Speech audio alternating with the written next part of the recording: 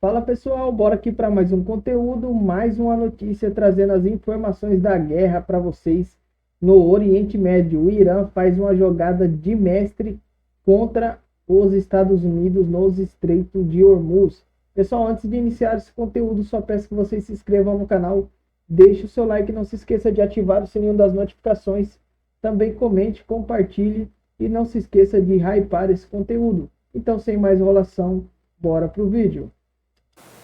Sem avanço nas negociações de um acordo de paz, os Estados Unidos e o Irã elevaram a disputa sobre quem de fato controla a navegação no Estreito de Hormuz, a rota estratégica para o petróleo no Oriente Médio.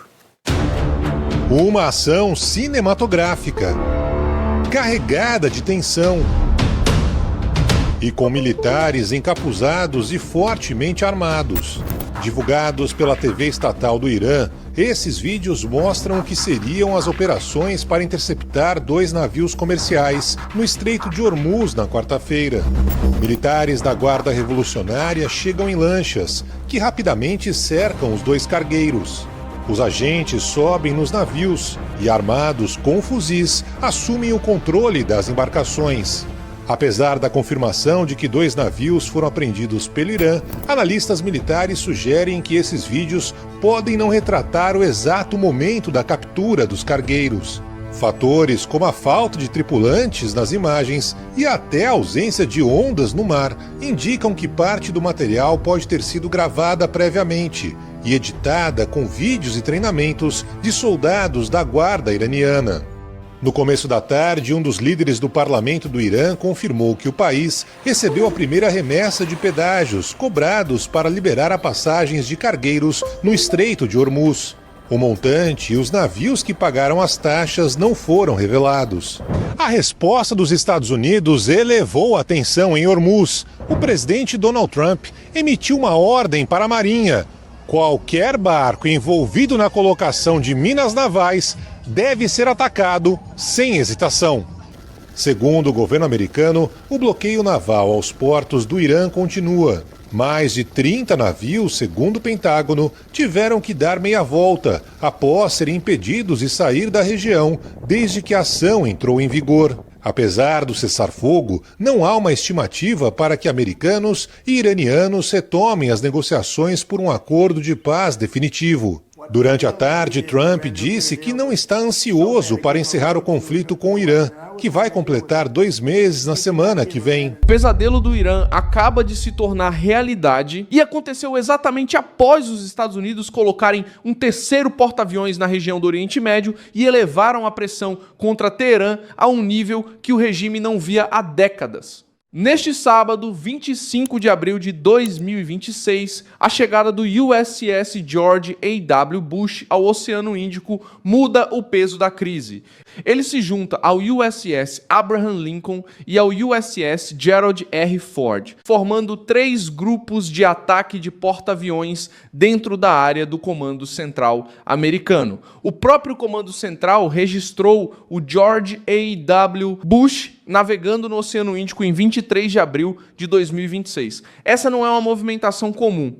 É uma mensagem direta para o Irã, para a Guarda Revolucionária e para qualquer força ligada a Teherã que ainda tente usar o Estreito de Hormuz como ameaça. O que aconteceu foi o seguinte: segundo informações divulgadas pela imprensa militar americana, os 3 porta-aviões reúnem mais de 200 aeronaves, 12 navios de apoio e mais de 15 mil militares, entre marinheiros e fuzileiros. É a primeira vez desde 2003 que 3 porta-aviões americanos operam ao mesmo tempo na região.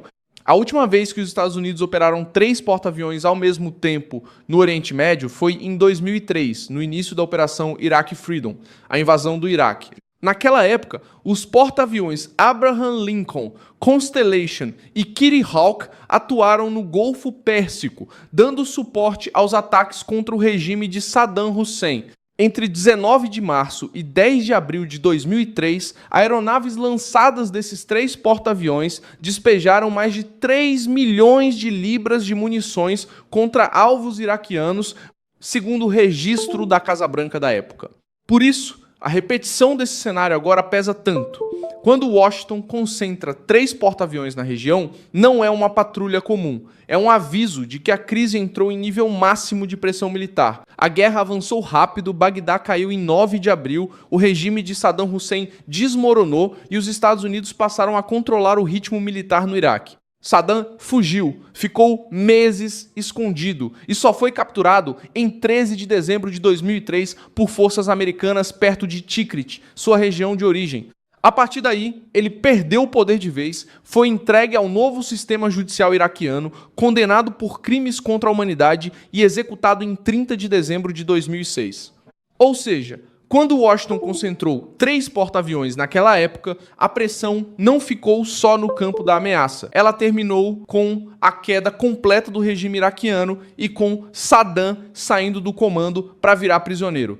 Na prática, o Washington está dizendo que o bloqueio naval não é apenas discurso, é navio no mar, avião no ar e força pronta para sustentar pressão por tempo prolongado. O USS George H.W. Bush chegou depois de uma longa rota saindo dos Estados Unidos e contornando a África pelo Cabo da Boa Esperança.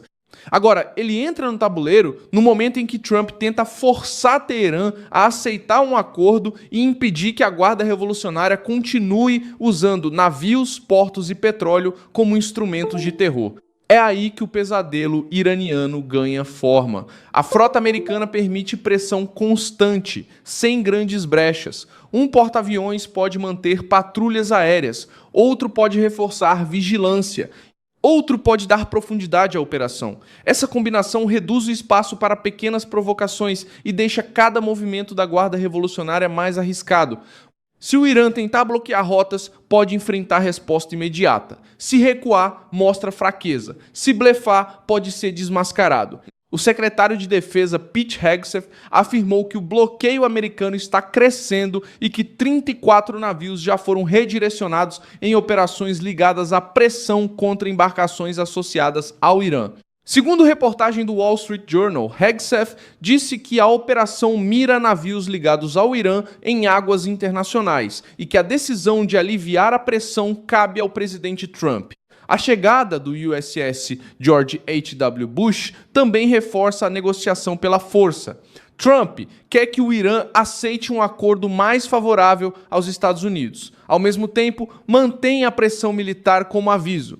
Segundo o Washington Post, o porta-aviões chegou a águas próximas ao Irã enquanto Trump cobrava avanço nas conversas com Teherã e mantinha aberta a possibilidade de retomada de ações militares caso considere necessário. No centro disso tudo está a Guarda Revolucionária, que tenta mostrar controle, mas aparece cada vez mais cercada. Sua força naval ainda pode criar incidentes com embarcações pequenas, abordagens e ameaças. Pequenas lanchas podem incomodar, mas 3 porta-aviões mudam o ambiente inteiro. Essa é a diferença entre provocar uma crise e sustentar uma guerra de pressão. O USS Abraham Lincoln traz capacidade de ataque, vigilância e operações aéreas avançadas. O USS Gerald R. Ford representa a classe mais moderna da Marinha Americana. O USS George H.W. Bush chega para ampliar a permanência da força e fechar ainda mais o espaço de manobra do Irã. Juntos, eles dão aos Estados Unidos condições de manter aeronaves, escoltas, patrulhas e reação rápida em rotação permanente.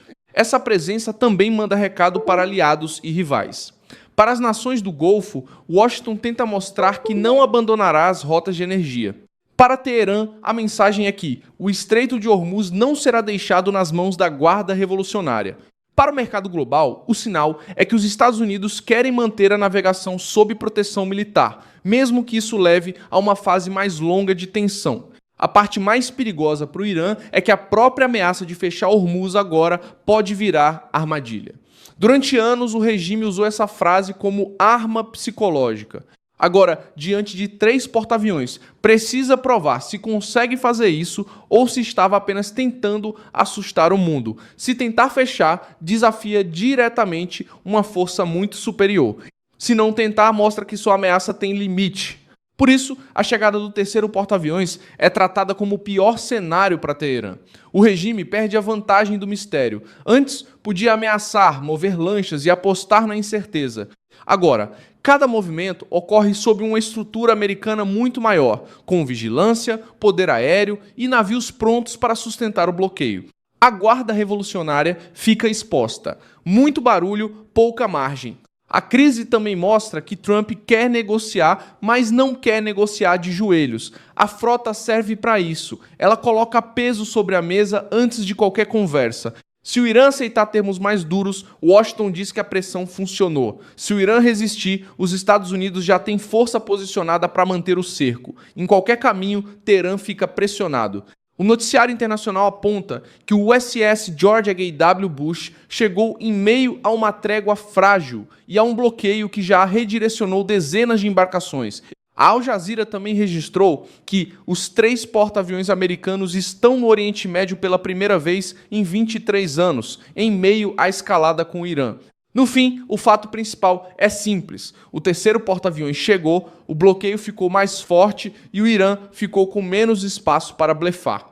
O pesadelo de Teherã não é apenas ver navios americanos no horizonte. É perceber que a pressão agora mira petróleo, dinheiro, prestígio e controle agressivo do regime. Se a guarda revolucionária avançar, irá pagar caro. Se recuar, mostra a rachadura. E se tentar ganhar tempo, os Estados Unidos já deixaram claro que vieram preparados para esperar com força no mar o tempo que precisar.